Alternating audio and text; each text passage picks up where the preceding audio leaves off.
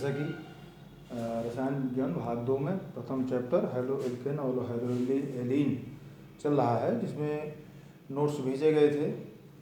Halo alkane बनाने की विधियाँ, समान विधियाँ भेजा गया था।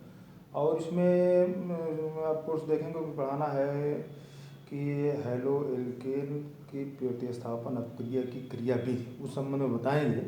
हेलो एल्केन का मतलब हाइड्रोजन व्युत्पन्न एल्केन का मतलब संतृप्त हाइड्रोकार्बन है।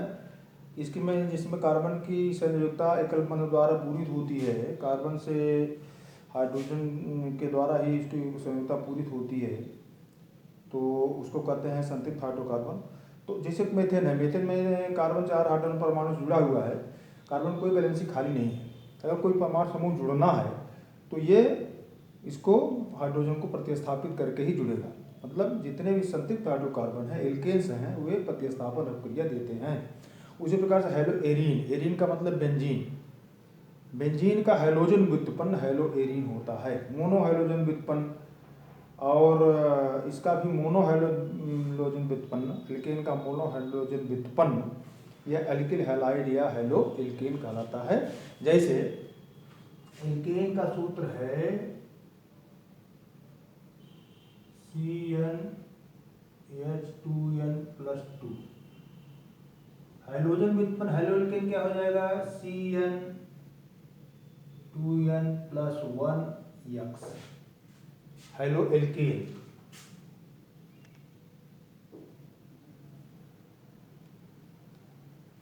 हेलो एरीन का मतलब बेंजीन, C6H5 बेंजीन या एरीन।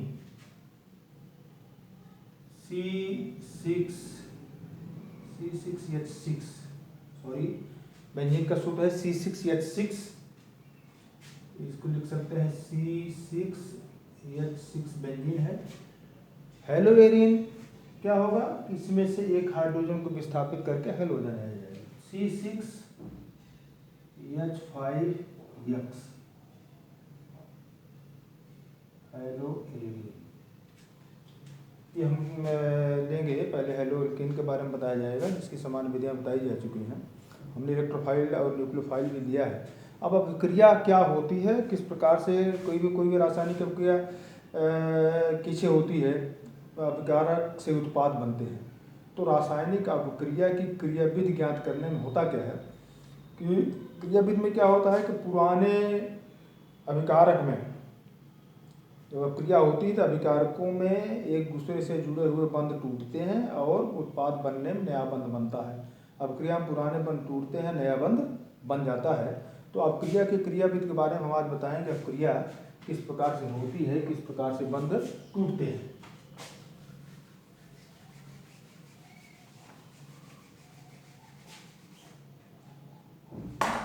अब एक है होमोलिटिक बंध विखंडन।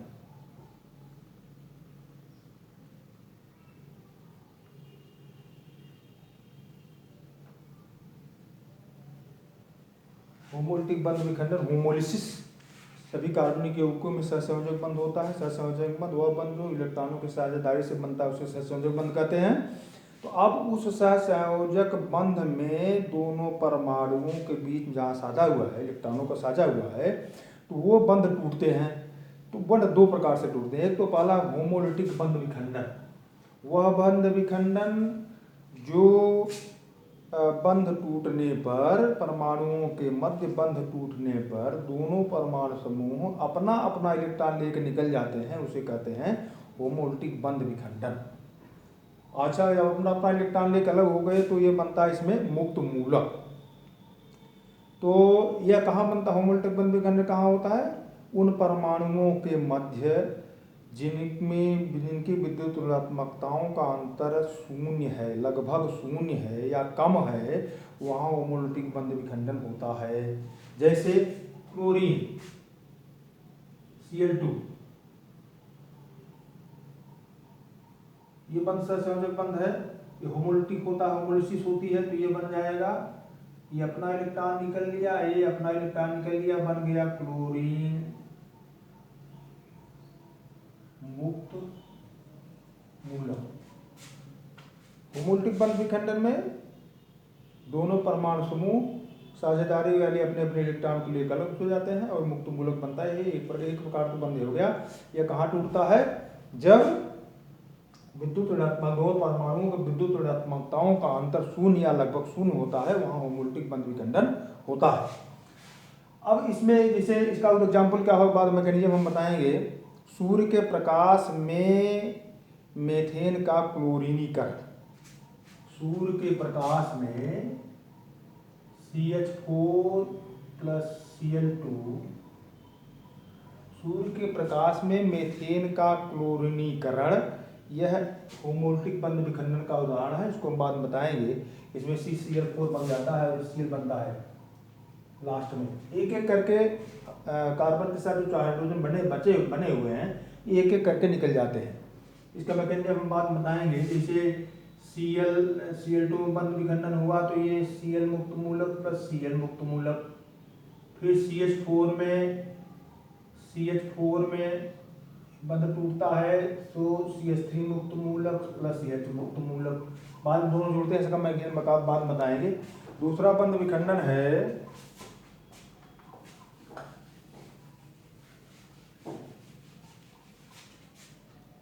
हेट्रोलिटिक बंध विखंडन।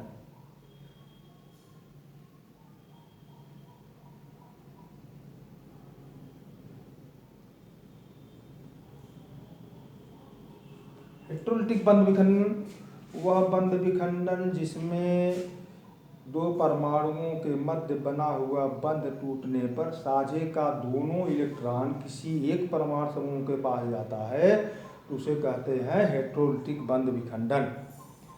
प्रायः जैसे अल्किल हैलाइड, हेलोएल्केन हम पढ़ रहे हैं, हेलोएल्केन में कार्बन और हैलोजन के बीच बंध विखंडन हेट्रोलिटिक होता है। हेट्रोलिटिक का मतलब दोनों साझे का इलेक्ट्रॉन, जैसे CCl ये है मेथिल क्लोराइड, यहां हेट्रोलिसिस होगी। वह बंध विखंडन जिसमें बंध टूटने पर साझे का दोनों इलेक्ट्रॉन किसी एक परमाणु के पास जाता है, उसे कहते हैं हेट्रोलिटिक बंध विखंडन। इसमें क्या बनता है? आयंस बनते हैं, एक प्रधान आयन आएगा, एक पर ऋण आयन आएगा। जैसे यहाँ पर CCl बंध टूटना है तो हेलोएल्केन है या क्लोरोमेथेन है, इसका बंध टूटेगा तो ये क्लोरीन ज्यादा विद्युत ऋणात्मक है। प्राय इलेक्ट्रॉन, दोनों इलेक्ट्रॉन उसके तरफ जाते हैं जिसकी विद्युत ऋणात्मकता अधिक होती है। तो वह हेट्रोलिटिक बंध विखंडन कहाँ होता है? जहाँ परमाणुओं के मध्य विद्युत ऋणात्मकताओं का अंतर अधिक होता है, 1.5 से अधिक होता है, वहाँ हेट्रोलिटिक बंध विखंडन होता है। तो यह बंध विखंडन यहाँ हेट्रोलिसिस होगी और दोनों इलेक्ट्रॉन इसके पास, यहाँ साझे का इलेक्ट्रॉन कार्बन का है, क्लोरीन का है, लेकिन जब बंध टूटेगा तो ये चला जाएगा क्लोरीन के पास। तो किसी भी क्रिया में दो प्रकार के बंध टूटते हैं, एक तो होमोलिटिक और दूसरा हेट्रोलिटिक। तो हेलोएल्केन में, अल्किल हैलाइड में हेट्रोलिटिक बंध विखंडन ही होता है। जैसे अब देखिए एग्जाम्पल,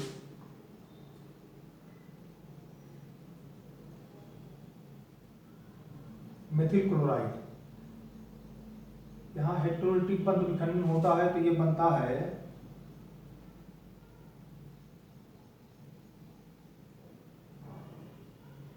दोनों इलेक्ट्रॉन चले गए Cl के पास। हेट्रोलिटिक बंध विखंडन यहाँ हुआ तो ये ज्यादा विद्युत ऋणात्मक है क्लोरीन, तो दोनों इलेक्ट्रॉन क्लोरीन के पास चले गए और कार्बन के पास इलेक्ट्रॉन नहीं रह गया, तो ये बन गया क्लोराइड आयन और मेथिल कार्बोनियम आयन।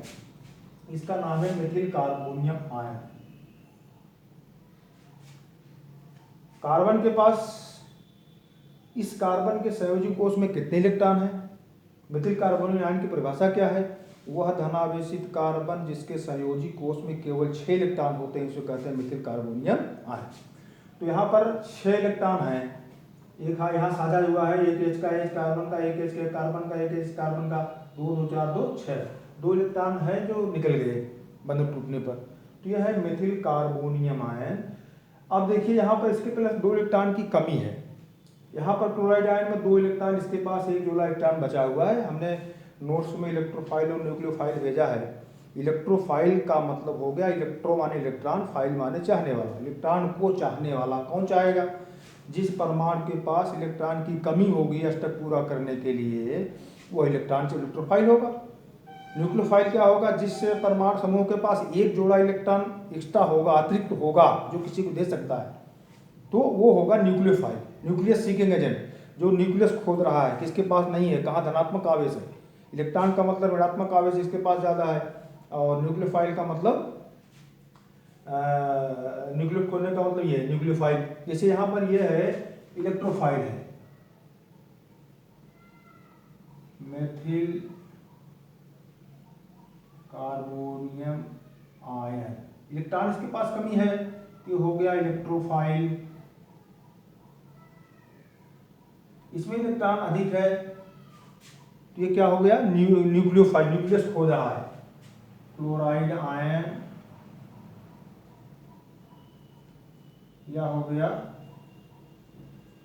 न्यूक्लियोफाइल।